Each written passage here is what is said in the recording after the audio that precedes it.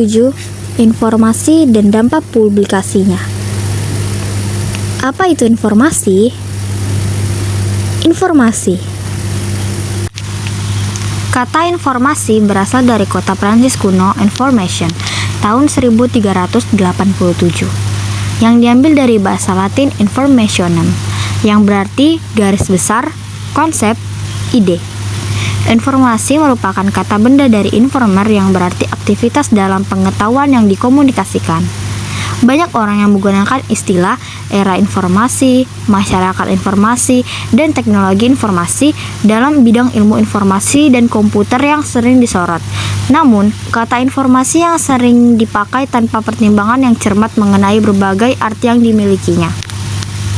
Maka, informasi adalah keterangan, pernyataan, gagasan, dan tanda-tanda yang mengandung nilai, makna, dan pesan, baik data, fakta, maupun penjelasannya, yang dapat dilihat, didengar, dan dibaca, yang disajikan dalam berbagai kemasan dan format sesuai dengan perkembangan teknologi informasi dan komunikasi secara elektronik atau non-elektronik.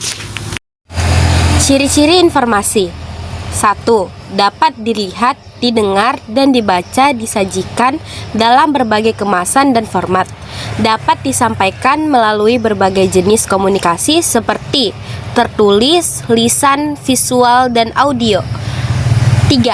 Hasil pengolahan data menjadi bentuk yang lebih bermanfaat bagi si penerima. 5. Menggambarkan peristiwa nyata yang dapat digunakan dalam mengambil keputusan. Informasi terbagi menjadi 5. 1. Informasi fakta. 2. Informasi opini. 3. Informasi instruksi. 4. Informasi berita. 5. Informasi hiburan.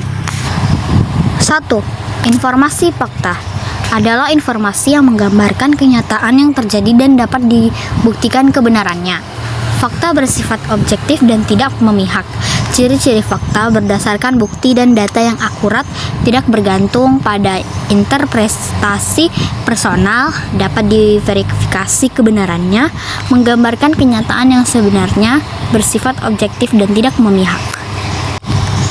Cara mendapatkan informasi fakta. Informasi biasanya berasal dari sumber terpercaya seperti situs besar atau institusi yang memiliki reputasi baik. Fakta umumnya disajikan dengan struktur yang jelas, memberikan detail yang terperinci dan objektif. 2. Informasi opini. Informasi berupa opini adalah informasi yang berisi pendapat, pandangan, atau anggapan pribadi seseorang. Opini didasarkan pada kepercayaan atau perasaan seseorang sehingga kebenarannya belum pasti. Ciri-ciri opini berisi pendapat, pandangan, atau anggapan pribadi. Belum tentu kebenarannya berlandaskan pada kepercayaan atau perasaan seseorang, berlandaskan pada pendapat pribadi maupun perspektif seseorang dalam merespon suatu persoalan. Mengandung gagasan subjektif, mengandung kata-kata yang merujuk pada keraguan, misalnya mungkin, tampaknya, dan menurutku. 3. Informasi instruksi.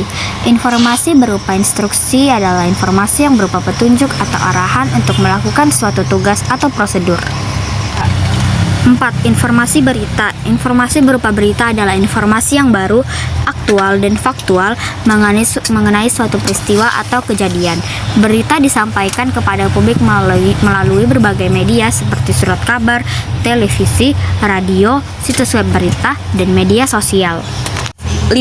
Informasi hiburan. Informasi hiburan adalah berita ringan atau informasi yang menghibur, yang disebut juga sebagai infotainment.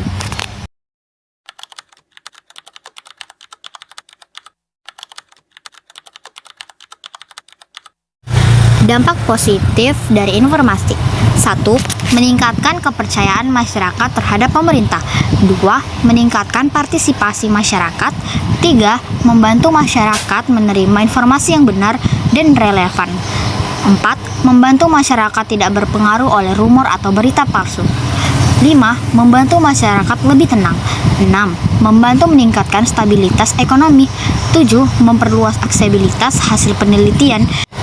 Dan 8. Meningkatkan visibilitas dan potensi dampak dari penelitian. Dampak negatif dari informasi. 1. Penyalahgunaan informasi untuk tujuan yang tidak baik. 2. Menyebarkan informasi palsu. 3. Kepentingan pribadi yang merugikan. 4. Informasi yang tidak jelas atau rumit. 5. Penyalahgunaan informasi oleh pihak-pihak tertentu demi mencapai tujuan pribadi atau kelompoknya. 6. Penyebaran informasi yang salah. 7. Kecanduan internet dan game. 8. Cyberbullying. 9. Berkurangnya aktivitas sosial. Dan 10. Berkurangnya aktivitas fisik.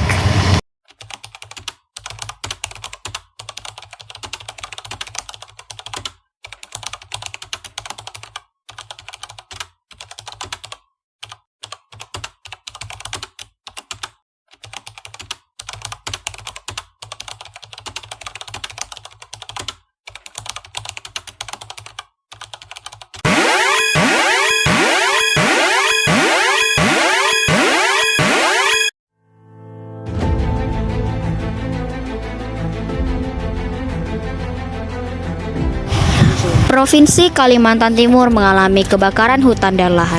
Puncaknya terjadi awal September 2019. Laporan BPBD Kabupaten Penajam Pasar Utara atau PPU menyatakan beberapa daerah di PPU yang merupakan wilayah ibu kota negara baru tak lepas dari kebakaran dan bencana asap.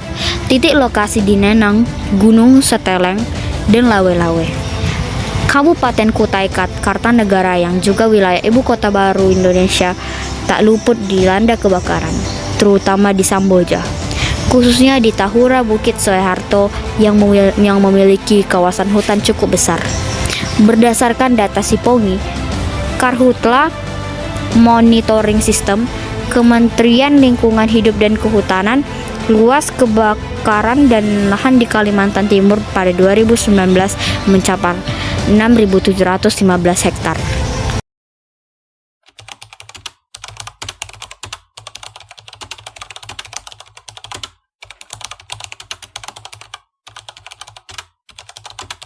My style is ridiculous, feel it. Give me the dum dum dum, yes yes. Give me the dum dum dim dim. Give me the dum dum dum, yes yes. Give me the dum dum dim dim.